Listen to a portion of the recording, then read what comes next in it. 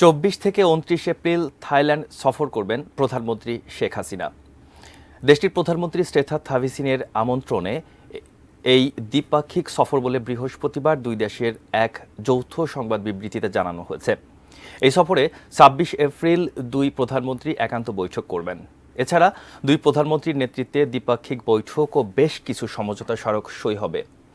ওই দিনই থাইল্যান্ডের রাজা ও রানীর সঙ্গে সৌজন্য সাক্ষাৎ করবেন বাংলাদেশের প্রধানমন্ত্রী। এর আগের দিন থাইল্যান্ডের ইউএন এসক্যাপের ৮০তম অধিবেশনে ভাষণ দেবেন প্রধানমন্ত্রী শেখ হাসিনা।